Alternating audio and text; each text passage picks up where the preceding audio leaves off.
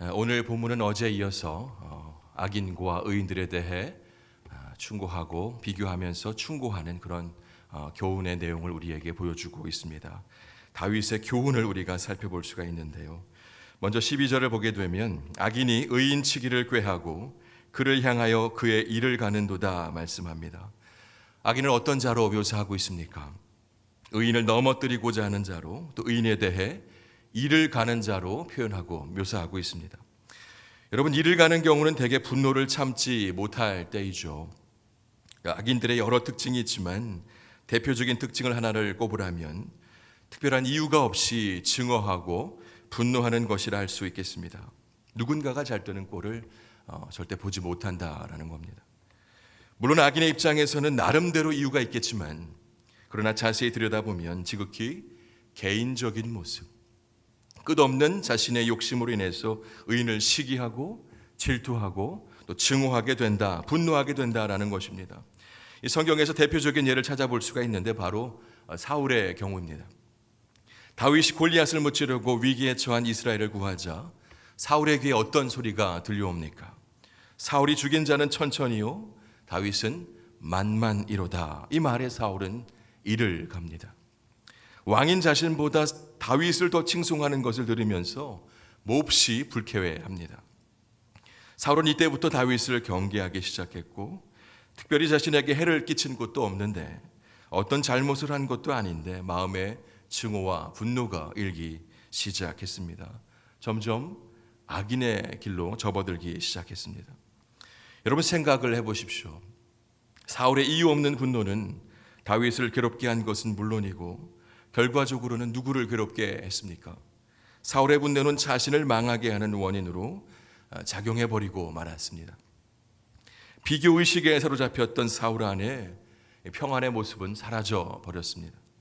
그의 마음은 시간이 지날수록 피폐해졌습니다. 그 인생에 하나님도 잊혀져 버렸습니다. 결국 초라한 죽음으로 인생의 끝을 맞이해야 했습니다. 여러분, 분노는요, 다른 사람에게 해를 끼치는 것은 물론이고 자기 자신을 망하게 하는 아주 치명적인 독이 될 수 있음을 꼭 기억하실 수 있기 바랍니다. 다윗은 사울의 경우를 보면서 또 자신의 경험을 통해서 의인을 향한 악인의 분노가 얼마나 큰 해악인지를 잘 알고 있었습니다. 그래서 14절 말씀, 15절 말씀을 보면 악인이 칼을 빼고 활을 당겨 가난하고 궁핍한 자를 엎드러뜨리며 행위가 정직한 자를 죽이고자 하나 그들의 칼은 오히려 그들의 양심을 찌르고 그들의 활은 부러지리로다. 이렇게 말씀하고 있습니다. 여러분, 악인의 끝은 결코 좋을 수가 없습니다. 의로우신 하나님께서 결코 그들을 내버려 두지 않으시기 때문입니다. 이 아침 하나님께 의인이라 칭함받은 우리들, 성도된 우리 안에 혹 악인의 모습은 없는지, 혹 자신 스스로가 칼을 찌르는, 자기 스스로를 칼을 찌르는 어리석음을 범하고 있지는 않은지 우리가 돌아볼 수 있어야 하겠습니다. 사실 이 세상을 살다 보면 나도 모르게 자꾸 다른 것과 다른 누군가와 비교하는 마음이 불쑥불쑥 올라옵니다. 나도 남 못지않게 이 세상에서 다 누려보고 싶다라는 생각이 들 때가 있습니다. 그러나 우리 안에 그 비교의식이 커지도록 내버려둬서는 결코 안 됩니다. 질투라는 감정, 시기라는 감정, 증오의 감정이 활개치도록 놔둬서는 결코 안 된다라는 것입니다. 여러분, 잊지 마십시오. 우리는 하늘의 소망을 두고 사는 거룩한 성도들입니다. 이 땅의 부활을 쌓기 위해 세상의 성공을 위해 사는 사람들이 결코 아닙니다. 우리 안에 성도라는 정체성이 분명하다면 우리는 비교의식에 휩싸이지 않을 것입니다. 지나친 탐욕으로 인해서, 욕심으로 인해서 자멸하는 인생이 되지 않을 것입니다. 디모데전서 6장 6절에서 이렇게 말씀합니다. 자족하는 마음이 있으면 경건은 큰 이익이 된다. 그렇게 말씀합니다. 바라기는 경건한 삶을 살아가야 하는 우리들이 하나님 안에서 자족할 줄 알며 하나님 한 분으로 만족함으로 늘 형통의 삶을 이루어갈 수 있기를 이 아침 간절히 소망합니다. 이어서 본문 16절을 보게 되면 이렇게 말씀합니다. 의인의 적은 소유가 악인의 풍부함보다 낫도다. 우리가 이 땅을 살아가면서 많은 소유를 갖게 되는 것 결코 쉬운 일이 아닙니다. 이 세상이 정말 악하기에 불의와 타협하지 않고는 우리가 많은 물질을 소유하기가 참으로 어렵습니다. 많은 경우 세상 사람들은 큰 소유를 얻기 위해서 불의와 손을 잡는 아주 위험한 선택을 하게 됩니다. 그러면서 자연스럽게 악인의 길로 접어들게 되는 것이죠. 여러분, 겉으로 볼 때에 악인들은 의인들에 비해서 많은 물질을 가지고 있습니다. 그러나 중요한 것은 악인들이 가진 것은 자신의 것이 다입니다. 그것으로 끝이라는 겁니다. 그러나 의인들은 자신이 가진 것이 다가 아닙니다. 의인에게는 능력이 하나님, 모든 것을 주실 수 있는 하나님이 곁에 계시기에 자신의 것으로 끝이 아니라는 겁니다. 의인들이 실제로 가지고 있는 것은 극히 일부에도 지나지 않다라는 것을 우리는 알아야 합니다. 혹 지금 내가 가진 것이 적다 할지라도 나를 도우시는 하나님으로 인해 나는 그 누구보다 많은 것을 소유하며 살고 있음을 믿음으로 고백하실 수 있기를 바랍니다. 나를 늘 도우시는 하나님을 이 아침 찬양할 수 있기를 원합니다. 이어지는 17절에서 이렇게 말씀합니다. 악인의 팔은 부러지나 의인은 여호와께서 붙드시는도다. 여러분, 악인은 어려움 속에서 여전히 자신의 것을 붙들고 그것으로 어떻게든 극복해내고자 몸부림칠 것입니다. 어떻게든 자신의 것으로요.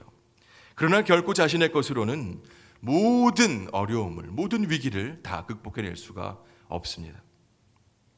그리고 궁극적으로는 악인들이 죄의 길을 걸어왔기 때문에 하나님의 심판을 피하지 못하게 될 것입니다. 다윗은 이것을 팔이 부러지는 것으로 묘사하고 있습니다. 그런데 의인들은요, 자신의 소유를 의지하지 않습니다. 누구를 의지할 뿐입니까? 하나님을 의지하고 그분의 도우심을 구합니다. 결정적인 위기의 상황에서 하나님의 도우심을 입게 되고 또 마지막 심판의 때에 하나님의 보호하심을 받게 된다라는 겁니다. 바로 이런 이유로 다윗은 의인의 적은 소유가 악인들의 많은 소유보다 낫다라고 말하고 있는 것입니다.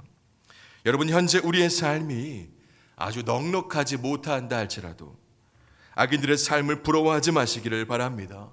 무엇이 결국 우리에게 선이 되는지를 말씀을 통해서 우리가 분명히 깨달았다면 지금 내게 주신 것만으로도, 지금 내게 있는 것만으로도 감사하며 찬양하며 살아가는 저와 여러분의 되기를 간절히 원합니다. 마지막으로 23절, 24절을 보게 되면 여호와께서 사람의 걸음을 정하시고 그의 길을 기뻐하시나니 그는 넘어지나 아주 엎드러지지 아니함은 여호와께서 그의 손으로 붙드심이로다. 아멘. 하나님께서 사람의 길을 정하셨다는 것은 성도들의 삶의 모든 과정을 하나님께서 정하시고 또 하나님께서 이끄신다라는 것을 말합니다.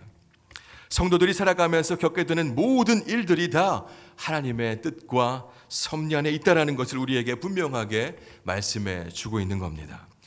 특별히 24절에 그는 넘어지나 라는 표현이 있죠.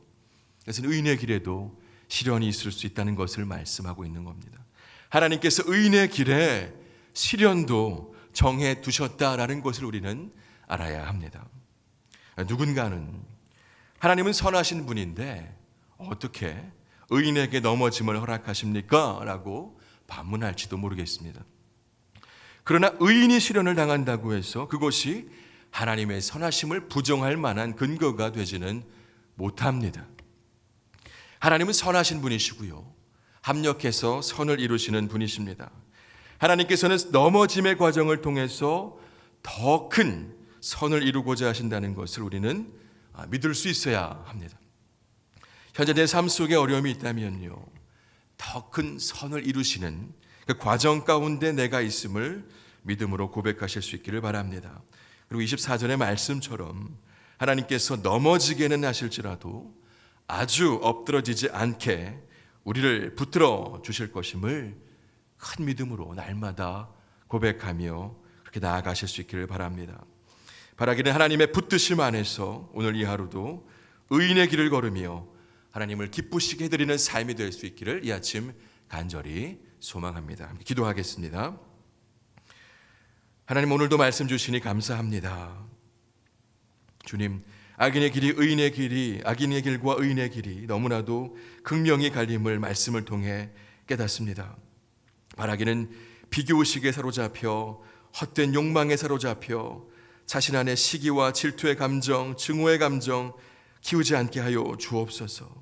자신을 칼로 찌르며 악인의 길, 멸망의 길로 걸어가지 않게 하여 주옵소서. 주님, 이 땅을 살아갈 때에 우리 안에 성도라는 분명한 정체성이 흔들리지 않게 하여 없소서. 세상의 소리와 세상의 보여짐에 우리가 요동치 않게 하시고 하늘에 소망을 두며 하나님이 현재 나에게 주신 것으로 만족하며 하나님 한 분으로 만족하며 하나님과 함께 동행하게 하여 주옵소서. 악인의 길을 걷지 않게 하여 주시고 의인의 길을 날마다 걷게 하여 주옵소서. 주님, 말씀을 통해서 우리 삶에 때로 넘어짐이 있음을 다시 한번 되새깁니다.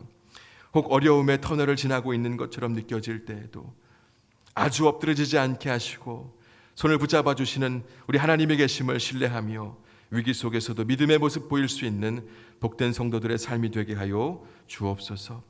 하나님, 계속되는 코로나 사태 속에서도 하나님의 일하심을 믿습니다. 하나님의 뜻과 섭리가 있음을 믿습니다. 주님, 이 땅에 은혜를 베푸시사 종식의 때가 속히 오게 하여 주옵소서. 자유함 속에서 서로 하나됨 속에서 하나님을 향한 찬양이 울려 퍼지는 날이 속히 오게 하여 주옵소서.